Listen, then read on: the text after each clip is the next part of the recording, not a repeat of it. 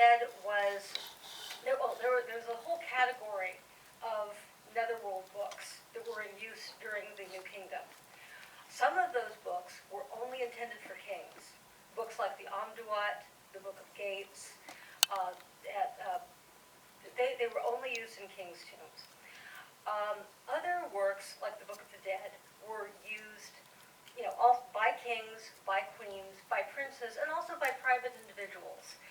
And because that was the funerary book that was allowable by decorum to be used in queens and princes' tombs, that's in fact the one they used. Although there is a difference insofar as queens' tombs have a much wider variety of Book of the Dead scenes than do princes' tombs, most of which are just Book of the Dead 145.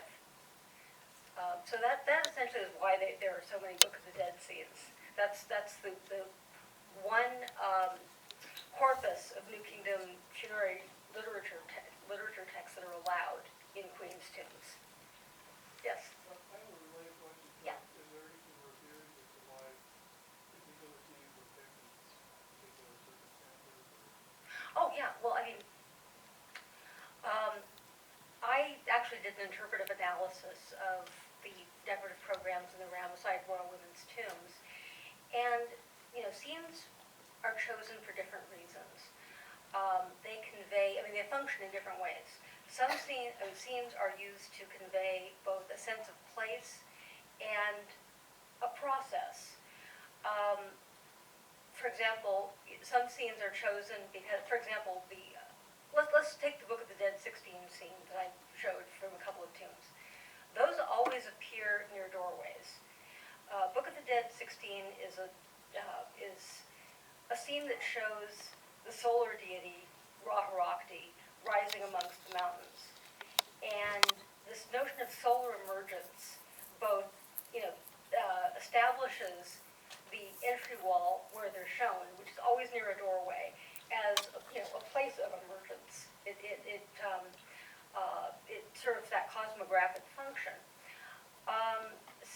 Scenes are also chosen because they evoke the various processes that the deceased was believed to undergo in the afterlife. For example, there are certain scenes that only appear in sarcophagus chambers. You will only see the god Nun, who represents, the primordial water from whom, the sun is reborn. You will only find, depictions of Nun in the deepest, darkest places in the tomb, in the sarcophagus chamber, nowhere else. So they serve a purpose. They're chosen, and there's some variability. There are a range of scenes that can be chosen to express these ideas, but there are sort of two things going on. They establish a cosmographic sense of place, and also evoke the processes that the deceased undergo or hope to take on. Yeah.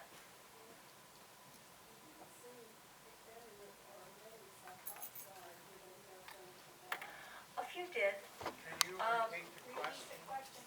Oh, okay. She noted that among the Queen's tombs, very few sarcophagi survive.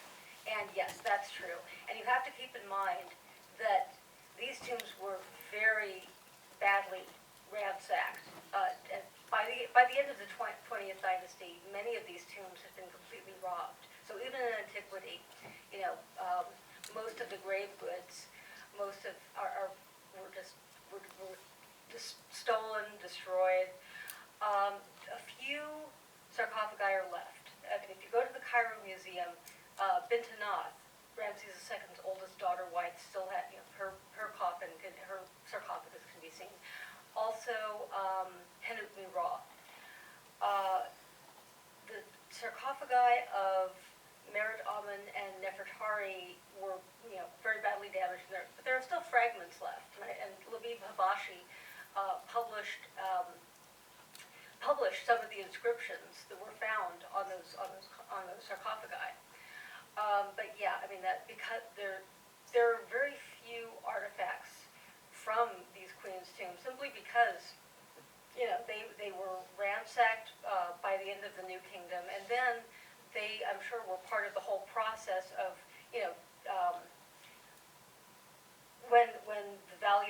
Kings and Valley of the Queens were effectively, deaccessioned as royal burial grounds, and, anything that was left was, reappropriated for the state.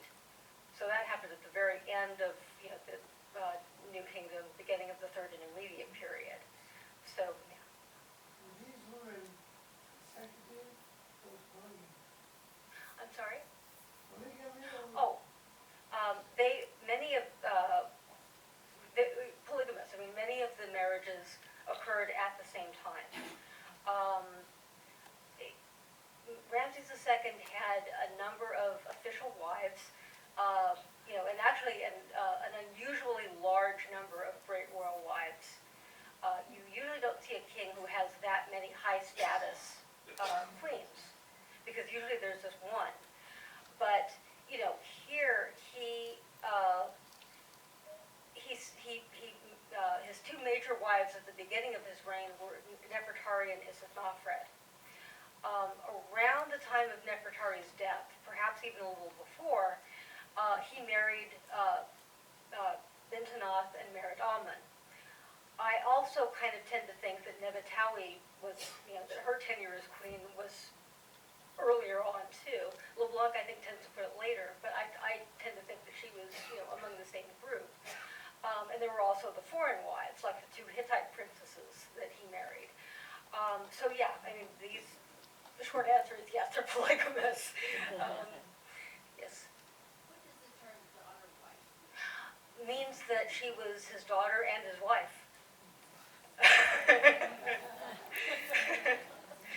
Think about that for a while. And shudder. Yes. That's a good question, and many Can people you would like to repeat know the where she's question? buried. Okay. She wanted to know what happened to Isithnofret and where was she in all of this. And the fact is that nobody has yet found her tomb. Nobody's quite sure where she was buried. It's possible that, you have to take into consideration that there were a lot of queens, both of the 18th dynasty and the Ramesside period, that are still unaccounted for, really. And what we have, the tombs, that really represents a relatively small percentage of these queens. Isithnofret is one of those of whom we don't know where, her body, if it's there somewhere in one of the mummy caches, has not been found, has not been identified, and, there's no trace of her tomb anywhere. Yes. In the back, I'm sorry. There are two people in the back. The woman who was, I don't know if you would define it as a ceremonial act, but she was performing an act because the king was not there, so she was able to perform the act that only the kings usually could. What was that act that she was performing? The presentation of, did everybody hear the question? Okay. She was asking me about the ritual act I was discussing earlier, the queen's presentation of Maat. That's what it's called. Presenting a small figure of Maat, the goddess of the goddess of cosmic order, to a deity. And yes. Was there any evidence or enough evidence to prove that the wives believed in becoming gods or coming back to life with the symbols in their... Well, the ancient Egyptians didn't believe that literally you would walk out of your tomb. The Egyptians had, believed that the soul sort of had different parts that sort of fragmented.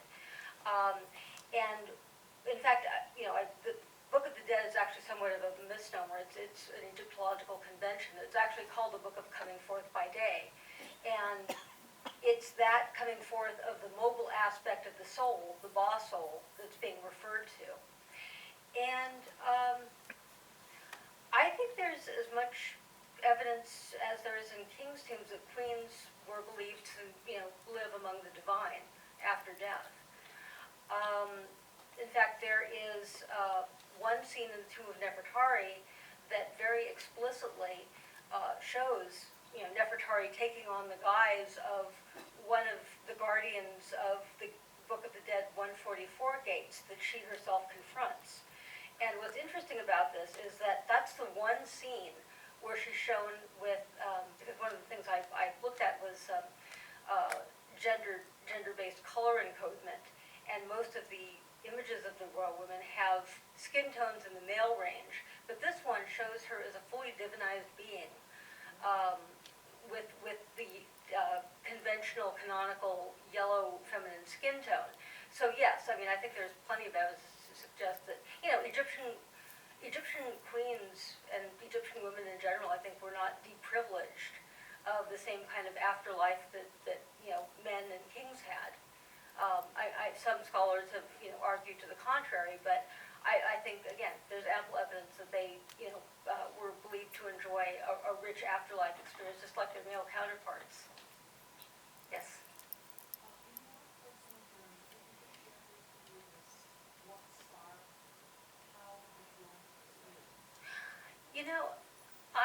I was Can you interested repeat at the question? Oh, I'm sorry. It's sort of personal. She asked me what sparked my interest in this field.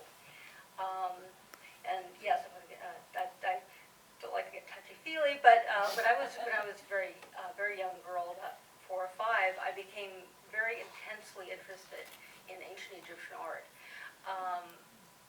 And I just thought it was beautiful. And I think I was also sort of a death-obsessed child. and I would look at these beautiful Theban tomb paintings, and there was, that absolute certainty of this beautiful afterlife.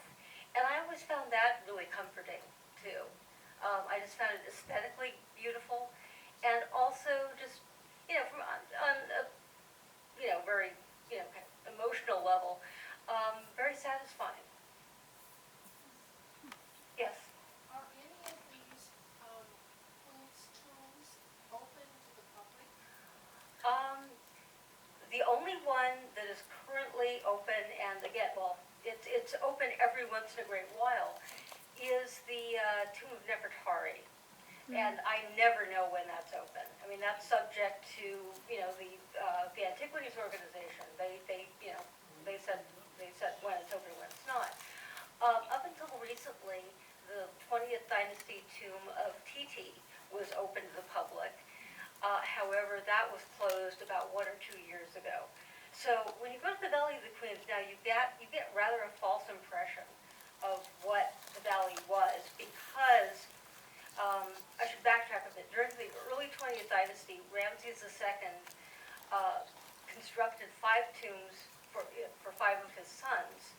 And they were built during a very short period, about 10 or 20 years. And I think much is made of the fact that there are these princess tombs there, when otherwise it was an entirely female cemetery.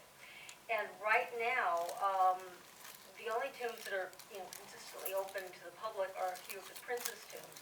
So you really don't get a sense of what the valley was and what its main function was. Yes. What about Nefertari's tomb is so much better preserved than any of the others? It is just the vagaries of archaeological survival. I mean, it's just an amazing, it's just random happenstance that, and also lucky happenstance that the tomb that is the largest and most programmatically complex is also so wonderfully preserved. The tomb of Tui, as you saw, is right next door to it, and its reliefs are completely blackened. Many of them are, eroded. I do not know. It's just one of those things, one of those vagaries of archaeological survival. Yes. Oh, sorry. How extensive is the book of the dead? And are all most of the descriptions the same, or one part of it? Oh, well, the Book of the Dead is, in a way, sort of a mishmash. And it is a collection of spells, and there are certain editorial changes that occur over time.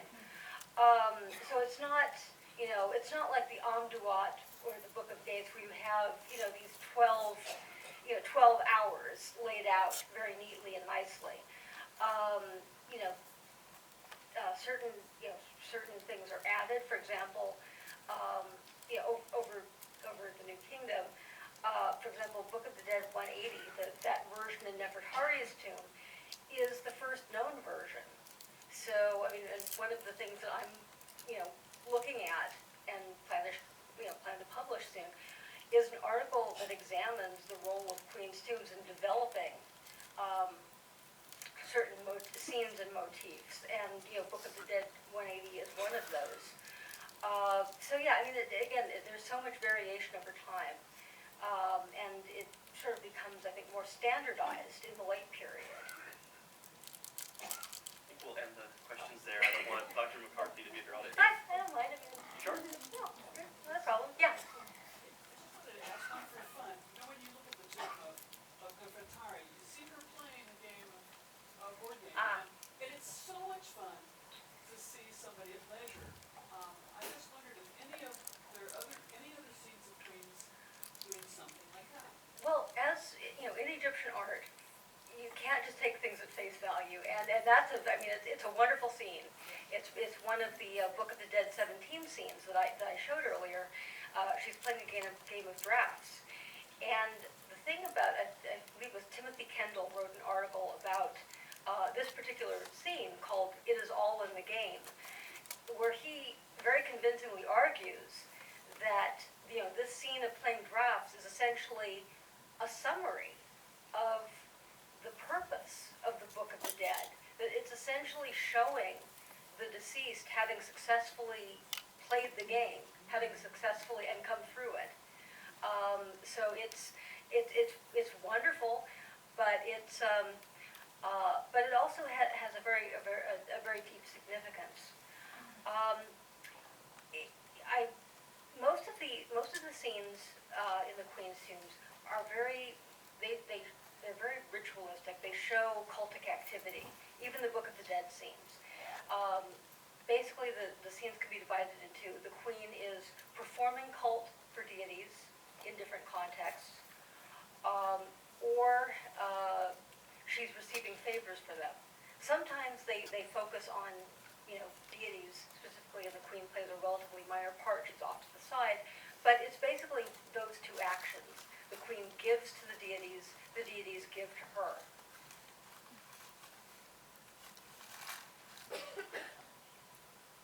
Over all those dynasties, did every queen bury the king? Oh yes, in fact, there are many burial patterns showing that, for example, just off the top of my head, the tomb of Amenhotep III, which had a space, a chamber, an undecorated chamber allotted for the burials of Ti and Satamun. So queens in the 18th dynasty, before the Ramesside period, tended to be buried either in the tomb of the king who was reigning at the time of their death, either their husband usually or their son, or they were buried in small undecorated tombs near kings, in or near the Valley of the Kings. So yes, they were buried with kings sometimes, just not apparently in the Ramesside period. Yes. Since Nefertiti went into single god approach, was her tomb allowed to be in the Valley of the Queens? Or? No, because you actually don't see queens' tombs until the 19th dynasty. This notion of giving queens these very large, elaborately decorated, independent tombs in a discrete necropolis, because keep in mind that the Valley of the Queens is completely separate from the Valley of the Kings. It's about 1.6 kilometers away, and it's just in this little valley all by itself. Nefertiti was actually intended to be buried in the royal tomb at Amarna. And again, it's a matter of debate whether she actually was or not. Maybe she outlived. I mean, there are many scholars who believe that she sort of outlived the demise of the Amarna period and the use of Akhenaten as a capital. But that was where she was intended to be buried initially. Hello. Oh, I'm sorry. sorry, did I miss something? Oh, yeah. Yeah, what are negative confessions? Oh, This okay, is that's right. Oh, I didn't see you the back there. negative confessions vignette. What are Yes. negative confessions? The Negative Confessions is a Book of the Dead chapter. It is essentially sort of a ritualized purification of the deceased. It's a chapter wherein the deceased says, you know, I have not done this, I have not done this, I have not done this. It lists all of these, you know, awful things that would, you know, perhaps impede the judgment of the deceased in the afterlife. So it's a declaration that the deceased is ritually pure and can go on. And I'm sorry, I missed you. Do you think that sheer number of lives would cause them to be buried separately from the king? No, I think there was something else going on. I mean, I think that there is, that in the Ramesside period, there is just this notion that, you know, the queens have their own kind of realm. They're buried in a cemetery that's, you know, separate. They are buried, you know, and each tomb is a little microcosm of each queen's personal netherworld. It's their own netherworld landscape, and it's a landscape where they reign supreme, where there is no king. I mean, the king is only acknowledged in terms of his title, in titles such as Hemet Nisut Weret, you know, the word Nisut king. That's the only place where the king exists. The person of the king does not. The individual that occupied the role of king, you know, does not appear at all. Is never, you know, is not mentioned. You know, is never shown. So yeah, I mean, I think something different is going on. Sort of an elevation of the queenly role, perhaps. Could it also be possibly the Pharaoh bragging about, you know, what he has, and they're all acquisitions of things. Oh, that's a very negative attitude. Well, you know, I don't think that's what's going on at all. I mean, I don't think that the queen's tombs are decorated with a male viewpoint. I think if they were, you would see Ramses. I mean, Ramses is